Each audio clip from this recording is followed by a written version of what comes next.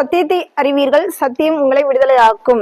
வேத வாசிப்பு சங்கீதம் 12. ரட்சியும் கர்த்தாவே, பக்தி உள்ளவன் அற்று போகிறான். உண்மையுள்ளவர்கள் மனுபுத்திரரில் குறைந்திருக்கிறார்கள்.